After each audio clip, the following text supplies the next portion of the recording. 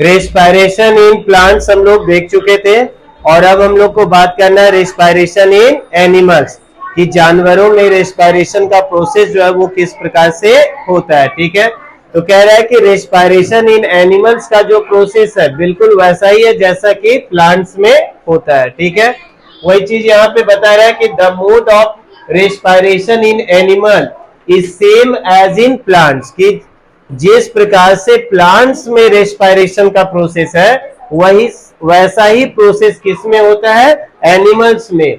The method for exchange of gases is different.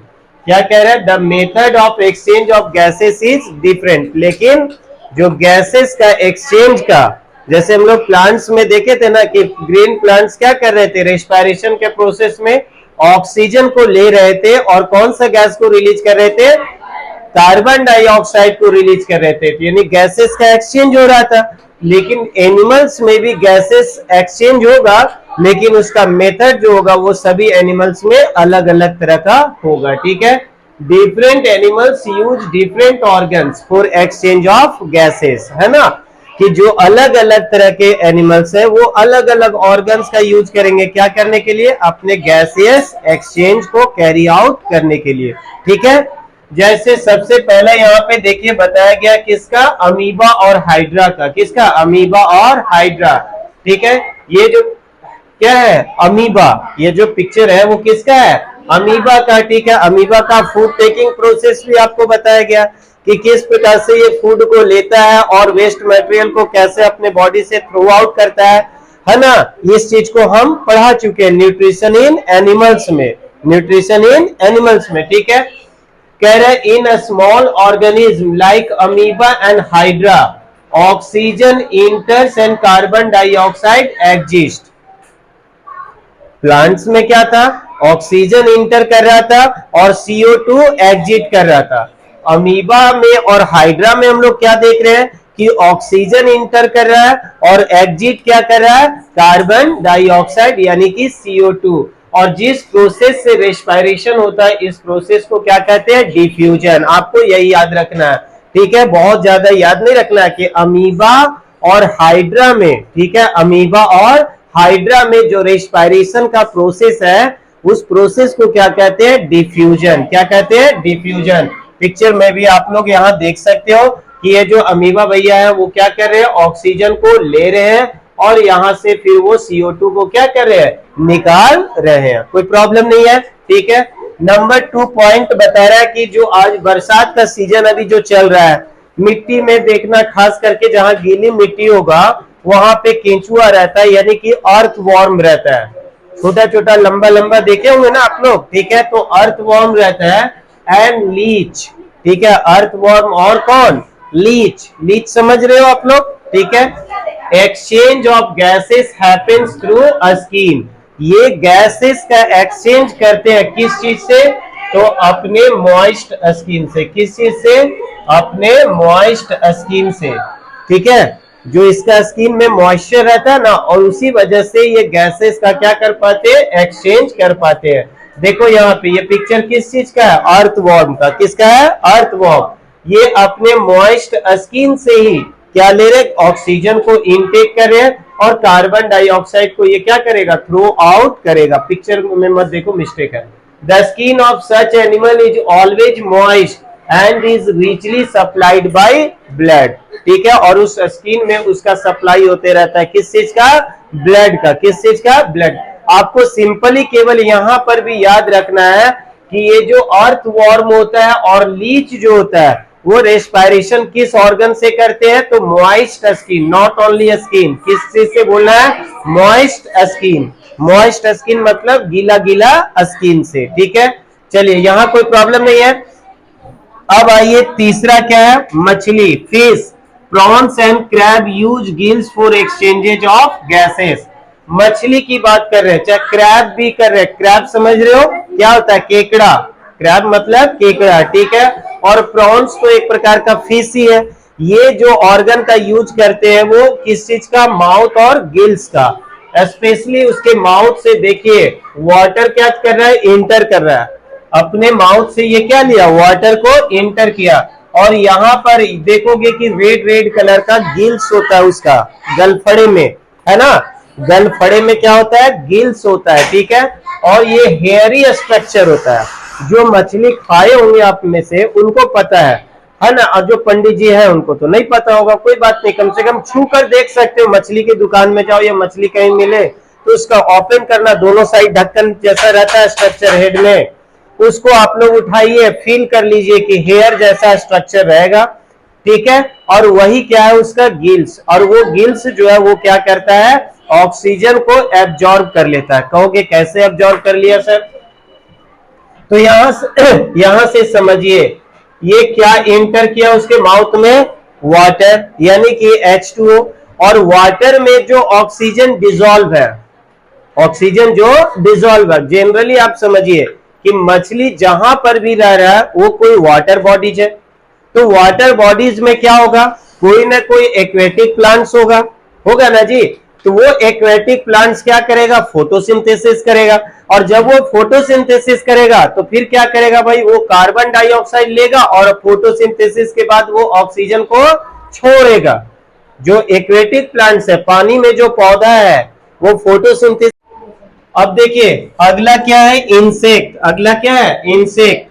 Use trachea for respiration. Trachea is a fine tube and there is a network of many tracheae. जैसे देखो cockroach, घर में cockroach kitchen में घूम रहा होगा ना खास करके, तो किचन उस क्या बोल रहे थे, कॉकरोच का पोस्टमार्टम करिए तो आपको क्या देखने को मिल जाएगा, ट्रैकिया, ठीक है। क्या मिल जाएगा, ट्रैकिया। यहाँ पे लगाए नहीं है लेकिन पिक्चर आप लोग को बाद में दिखा देंगे। फाइन ट्यूब्स का नेटवर्क रहता है उसके बॉडी में, समझ गए ना, जाल के जैसा एक स्ट्रक्चर रहता है और उसी का हेल्प लेकर वो क्या करता है, रेस्पिरेशन करता है। आपको सिर्फ मेनली यही सारी चीजें याद रखना है कि अमीबा और हाइड्रा किस प्रोसेस से किया, डिफ्यूजन। अर्थवॉर्म और लीच किससे किया, मॉइस्ट स्किन से। फिश, प्रॉन्स और क्रैब किसका यूज किया, गिल्स का, ठीक है। और आपका कॉकरोच वगैरह जो है वो किसका यूज कर रहा है, ट्रैकिया का। दैट्स इनफ है, काफी है। अब आइए अपनी बारी आ गई, रेस्पिरेशन इन ह्यूमंस। अपने औकात पे आ जाओ भैया, ये अपना ऑर्गन्स का बात है। यदि किसी को शक लगे चीर फाड़ करके देख लेना, भले ऊपर जाओगे कोई दिक्कत नहीं है, फिर से नीचे आ जाना। रेस्पिरेशन इन ह्यूमंस करना मत मेरा कहने से, ठीक है। रेस्पिरेशन इन ह्यूमंस के हमारे बॉडी में रेस्पिरेशन का प्रोसेस किस प्रकार से चलता है। तो हम सब जान रहे हैं कि हमारे अंदर जो है वो एक वेल डेवलप्ड रेस्पिरेटरी क्या है, सिस्टम है, जो मेनली कहां से स्टार्ट हो रहा है, नोज से। कहां से स्टार्ट हो रहा है, नोज से, क्योंकि एंट्री पॉइंट तो यही है ना। कभी कभी दौड़ते हैं तो माउथ से भी ले लेते हैं, अलग बात है, लेकिन मेनली जो है वो कौन सा है, नोज है, ठीक है। तो यहां से हमारा एंट्री पॉइंट है, ठीक है। Lungs is the main respiratory organs, और इसमें जो मेन फंक्शन है वो किसका है, लंग्स का, ठीक है। किसका, लंग्स का। तो लंग्स का कितना पार्ट दिख रहा है, यहाँ पे 2 पार्ट दिख रहा है। तो ऐसा दिमाग में मत बिठा लेना कि सर किडनी 2 है, कहते हैं कि एक किडनी खराब हो जाता है तो दूसरा किडनी से भी आदमी जिंदा रह जाता है। तो क्या 2 लंग्स है तो एक लंग्स से भी काम चल जाएगा क्या, नहीं बेटा, काम नहीं चल सकता है। आपको जाना होगा, फिर से ऊपर से आना होगा, ठीक है। Following are the main parts of human respiratory system. आइए कौन कौन सा रेस्पिरेटरी सिस्टम एक एक करके देखते हैं। सबसे पहला क्या है, नेसल पैसेज, ठीक है। ये जो आपका दिख रहा है ना वो क्या है, nasal passage. The nose opens into a passage called nasal passage. देखिएगा यहां से आपको केवल यहाँ 2 होल्स दिख रहे हैं, लेकिन ये अंदर स्ट्रक्चर है सर, समझ गया ना। इसका एक पूरा अंदर हाईवे बना हुआ है, समझ गया ना। जिस तरह से रोड बने रहते हैं ना गाड़ियों को चलने के लिए, उसी तरह से यहाँ पे क्या है आपका बना हुआ है सिस्टम। इसी को हम लोग क्या कहते हैं, नेसल पैसेज। ये सारी चीजों को मैं पहले के क्लासेस में बता चुका हूं कि नोज के अंदर जो होता है वो क्या होता है, म्यूकस पाया जाता है, ठीक है, लिक्विड पाया जाता है। साथ ही साथ क्या होते हैं, हेयर्स पाए जाते हैं, जिसका काम क्या है भाई, धूल गर्द को रोकना, डस्ट को प्रोटेक्ट करना, ताकि हमारा लंग्स जो है वो अफेक्टेड नहीं हो सके। साथ ही साथ जर्म्स वगैरह को भी रोकता है, ठीक है। इसी वजह से नाक को जब हम लोग साफ करते हैं, खास करके सुबह ब्रश करने के समय या फिर नहाने के समय या फिर दिन में किसी भी समय जब हम लोग फ्रेश होते हैं, है ना, तो उस समय जब नाक को साफ करते तो नाक के अंदर से भी बहुत सारी गंदगी ब्लैक ब्लैक निकलती है। तो वो कहां से आ रहा है, वो कहां से आ रहा है, वो अपना जो काम किया ना दिन भर, जो आप इनहेलेशन किए, सांस ले रहे थे, उस हवा में कितनी गंदगी थी, समझ गए ना। उन सारी चीजों को वो फिल्टर करके रखा आपके लिए, ताकि आप बिल्कुल क्या रख सके, हेल्दी रह सके। उसके बाद क्या है सर, फायरेनिक्स, ठीक दिख रहा होगा यहाँ पर, दिख रहा है ना ये, ठीक है। उसके बाद क्या है, लारेनिक्स। फायरेनिक्स जो है वो ओपन होता है किस चीज में, लारेनिक्स में। Larynx is also called the voice box, vocal cord, यहाँ पे समझ गया ना। उसके बाद क्या है सर, ट्रैकिया। ये लारेनिक्स जो है वो किससे जाकर जुड़ जाता है, किस में जाके खुलता है, trachea. Trachea is made of cartilages rings, यहाँ पे कार्टिलेजस रिंग्स बना हुआ है। जैसे आप कहते हो ना कि फूड पाइप, विंड पाइप, है ना, दोनों अटैच है, किसको एंट्री देना, किसको रोकना है। इसीलिए कहा जाता है, बार बार आप सबों को घर वाले भी सिखाते हुए कि बेटा खाना खाते समय बक बक ना करो, ठीक है। आइए सर, कार्टिलेजेज का क्या है, cartilage prevents the trachea from collapsing in the absence of air. इसके बाद क्या है सर, ब्रोंकाई। ब्रोंकाई में न्यूट्रिशन इन एनिमल्स में खूब समझाया है, ठीक है। ये क्या है, bronchi. Trachea divides into 2 branches. Trachea जो है वो कितने ब्रांचेस में जाके डिवाइड हो जाता है, 2, ठीक है। Branches called bronchi. एल्वियोली, याद करिए बंच जैसा, याद करिए लंग्स में दिखाए थे किसके जैसा, अंगूर के जैसा पूरा बंच था, ठीक है। Bronchi further divide into branches and sub branches inside the lungs. Lungs के अंदर ये पूरा बंच के जैसा रहता है और इसी का काम था क्या करना, ऑक्सीजन को एब्जॉर्ब करना। एक्चुअल में लंग्स में ऑक्सीजन को एब्जॉर्ब करने का काम करता है कौन, एल्वियोली, ठीक है। कौन करता है, एल्वियोली। और उसके बाद क्या है आपका बड़ा सा लंग्स, ठीक है। लंग्स जो है वो बैलून लाइक ऑर्गन्स है, कैसा है, बैलून लाइक। जैसे बैलून्स में हम लोग एयर फिल कर देते हैं, एयर को निकाल देते हैं, तो उसी तरह से जब हम सांस कस के लेते हैं तो ये फूल जाता है, जैसे ही सांस को छोड़ते हैं वो फिर अपने एक्चुअल शेप में आ जाता है, ठीक है। Lungs are balloon like organs which can expand to take in air and contact to push out air। लेकिन मैं बताया था आप लोगों को कि लंग्स अपने आप कुछ भी काम नहीं कर सकता है, ठीक है। लंग्स को फंक्शनल करने के लिए एक स्पेशल ऑर्गन है जिसका नाम क्या है, डायफ्राम। देखिए ये कौन है, डायफ्राम। ये जो नीचे दिख रहा है ना, मसल का बना हुआ बहुत ही डेलिकेट सॉफ्ट एक ऑर्गन है जिसका नाम क्या है, diaphragm.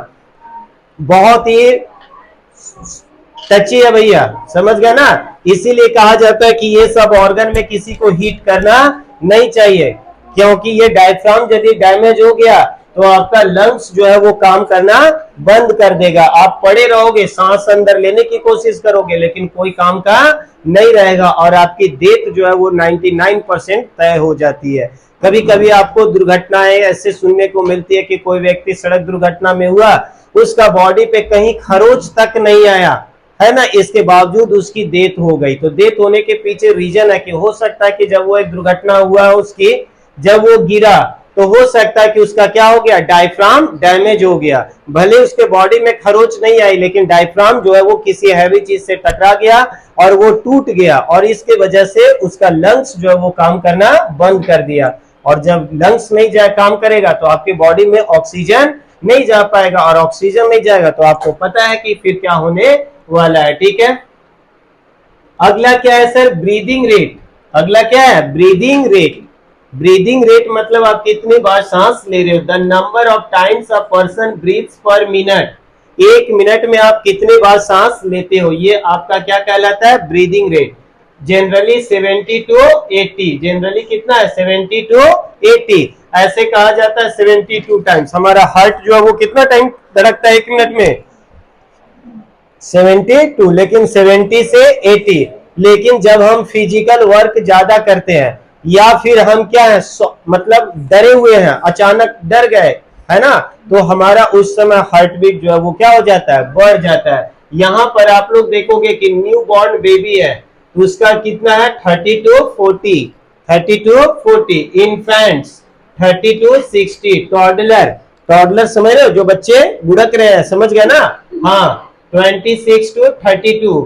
Child 20 to 30।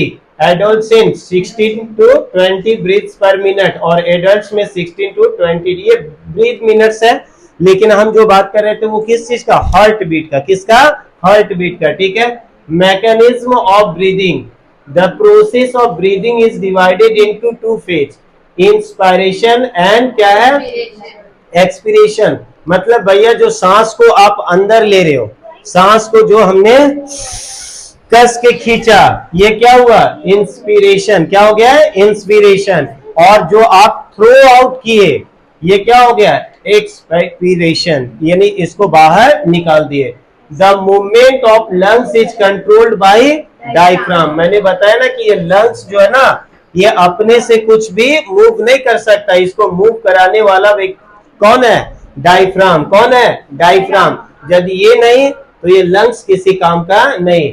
Diaphragm is a membrane between chest cavity and abdomen, ठीक है, चेस्ट कैविटी और एब्डोमेन के बीच में होता है, यहाँ पे, समझ गया ना। इसीलिए ये रिबकेज है ना, रिबकेज के जस्ट बिलो है।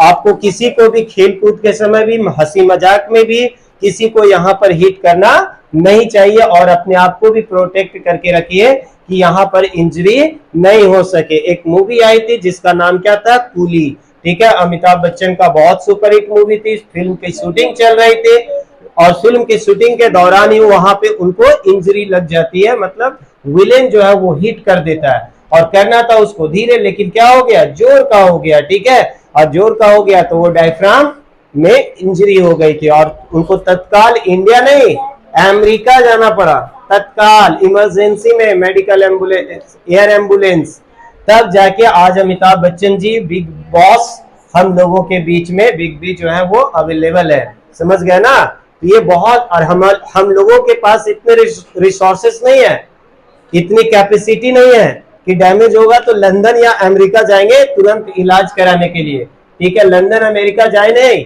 जाए या नहीं जाए, गैलेक्सी मिल्की वे में जरूर नजर आएंगे, ठीक है। इसलिए बचा के रखना है, समझ गए ना, अपना सावधानी अपने हाथों में है। चलिए सर, क्या कह रहा है, inspiration, during inspiration the muscles around the rib cage. Inspiration के दौरान क्या हो रहा है सर, कि जो मसल्स है किसके अराउंड, किसके अराउंड, रिब केज का, किसके अराउंड, रिब केज का, कॉन्ट्रैक्ट, वो क्या होता है, कॉन्ट्रैक्ट होता है, कॉन्ट्रैक्ट मतलब सिकुड़ता है, ठीक है। And lift the ribs upward, और लिफ्ट जो आपका रिब्स जो है वो किधर उठता है, अपवर्ड, अपवर्ड मतलब ऊपर की ओर, एंड आउटवर्ड, आउटवर्ड मतलब बाहर की ओर। आप खुद से एक्सपीरियंस कर सकते हो, कस के सांस लीजिए, देखिए कैसा फील हो रहा है, ठीक है। As a result of the changes, ये जो हमारा बॉडी में जो चेंजेज हुआ है ना, इसके वजह से द चेस्ट कैविटी एक्सपेंड, ये हमारा जो चेस्ट कैविटी है वो क्या हो जाता है, फैल जाता है, क्या हो जाता है, फैल जाता है, ठीक है। That the lungs also expand, इसकी वजह से क्या हो जाता है कि लंग्स जो है वो भी क्या होता है, एक्सपेंड होता है। With the expansion of lungs air moves inside the lungs, इसकी वजह से एयर जो है वो लंग्स के भीतर जो है वो प्रवेश कर जाता है। इस प्रोसेस को क्या कहते हैं, इंस्पिरेशन। हाँ वही चीज है। एक्सपायरेशन क्या है सर, बाहर निकाल दीजिए, ठीक है। क्या होगा इसमें, during the expiration the muscles around the rib cage expand, यहाँ पे क्या हो रहता है सर, कॉन्ट्रैक्ट, तो यहाँ पे आपका क्या होगा, एक्सपेंड, ठीक है। And rib cage is lowered, और रिब केज जो है वो जो अभी आउटवर्ड निकल रहा था और अपवर्ड, ये किधर होगा, डाउनवर्ड आएगा, ठीक है, लोवर्ड, वही चीज यानी कि लोवर्ड हो रहा है। This pushes the diaphragm up as a result of these changes, इसकी वजह से the chest cavity contracts, chest cavity जो होता है वो क्या हो रहा है, contract हो रहा है, ठीक है। And with that the lungs also contract, इसकी वजह से lungs जो है वो भी क्या हो जाता है, सिकुड़ जाता है, ठीक है। और इसकी वजह से जो एयर अंदर है उसको वो बाहर निकाल दे रहा है, यानी उसमें मेनली क्या है, CO2, ठीक है। ये देखिए आपका क्या है, इनहेलेशन का प्रोसेस है और ये एक्सहेलेशन का प्रोसेस है। किस प्रोसेस में हमारा लंग्स किस कंडीशन में है, इस चीज को आप लोग देख सकते हो, ठीक है। चलिए ये क्या है बताइए, हाँ एल्वियोली, यही ऑक्सीजन को एब्जॉर्ब करता है, पहले भी बताया गया। चलिए sir, transport of oxygen in human, human में ऑक्सीजन का ट्रांसपोर्ट जो है वो किस प्रकार से होता है। ठीक है, लिख रहा है कि in the alveoli, in the alveoli oxygen mixes with blood, oxygen जो है वो मिक्स हो जाता है किसके साथ, ब्लड के साथ, और carbon dioxide comes out of the blood. यानी एल्वियोली का काम क्या है भैया, ऑक्सीजन को ब्लड में लेकर डाल देना और ब्लड में जो कार्बन डाइऑक्साइड है उसको बाहर निकाल देना। ठीक है, oxygen is transported to different parts of the body through the blood. इसके प्रोसेस, इसके बाद का प्रोसेस आपको पता है भैया कि जब हमारा ब्लड जो है वो क्या हो जाता है, ऑक्सीजनेट हो जाता है, तो वो वापस किसके पास जाएगा, हार्ट के पास, और हार्ट फिर उसको पंप आउट करके वो क्या करेगा, उसको बॉडी के डिफरेंट डिफरेंट ऑर्गन्स में भेज देगा। Blood contains a red pigment, है ना, ब्लड में क्या होता है सर, रेड पिगमेंट, जिसको हम लोग क्या कहते हैं, आरबीसी, क्या कहते हैं, आरबीसी, यानी कि हीमोग्लोबिन, रेड ब्लड सेल। ठीक है, haemoglobin is carrier of oxygen. याद रखिएगा, यदि किसी का शरीर में आरबीसी कम है, हीमोग्लोबिन क्या है, कम है, यदि किसी के बॉडी में क्या है, हीमोग्लोबिन कम है, वो सांस तो ले रहा है, समझ गए, एल्वियोली ऑक्सीजन को एब्जॉर्ब भी कर रहा है, लेकिन क्या होगा, ऑक्सीजन ही, ऑक्सीजन को लेकर जाने वाला काम कौन कर रहा है सर, हीमोग्लोबिन। कौन कर रहा है, हीमोग्लोबिन। यदि हीमोग्लोबिन ही कम है तो आपका बॉडी में ऑक्सीजन का लेवल क्या एक जो नॉर्मल रहना चाहिए वो रह पाएगा, नहीं रह पाएगा, समझ गया ना। तो आपका बॉडी कैसा रहेगा, सुस्त रहेगा, समझ गया ना। इसलिए जब भी आप बीमार पड़ते होंगे, समझ गए ना, जब आप डॉक्टर के पास जाते होंगे तो डॉक्टर जो है ना वो डायग्नोसिस बहुत तरह का चीजें करवा रहे होंगे, उसमें एक डायग्नोसिस ये भी चीज करवाते होंगे कि जाइए आप अपना ब्लड टेस्ट करवा के आइए और उसमें चेक करवाइए कि हीमोग्लोबिन का लेवल कितना है। 13 to 14 यदि है, 13 to 14, समझ गया ना, तब तो अच्छा है, यदि उससे नीचे है तो थोड़ा खतरा है। ठीक है, मतलब खतरा क्या, परेशानी है थोड़ा सा, फिर आपको हीमोग्लोबिन अप करना है। लेकिन 6-7 यदि है तो बहुत खतरा है, समझ गया ना, यानी 10 से नीचे है तो आपको बहुत खराब स्थिति है सर। 6-7 है तो ब्लड चढ़ाइए तुरंत उसको, समझ गया ना, ब्लड बैंक से कांटेक्ट करिए, फिर आप अपनी बॉडी में ब्लड लीजिए। और यदि 11-12 है तो दवा से भी वो ऊपर आ जाएगा, खान पान अच्छे खाओगे तो वो ठीक हो जाएगा। ठीक है, तो हीमोग्लोबिन एक बहुत बड़ा फैक्टर है, समझ गया ना, हीमोग्लोबिन ही है जो क्या करता है, ऑक्सीजन को बॉडी में एक जगह से दूसरे जगह लेके जाता है। तो याद रखिएगा, हीमोग्लोबिन क्या है, कैरियर ऑफ ऑक्सीजन, ऑक्सीजन को एब्जॉर्ब कौन कर रहा है जी, एल्वियोली। ठीक है, और लेकर कौन घूम रहा है, हीमोग्लोबिन। ठीक है, चलिए अब ये सारा टॉपिक आपको समझाया जा चुका है, फिर भी आपको एक बार देख लेते हैं। रेस्पिरेशन हो गया सर, एरोबिक रेस्पिरेशन हो गया, एनएरोबिक हो गया।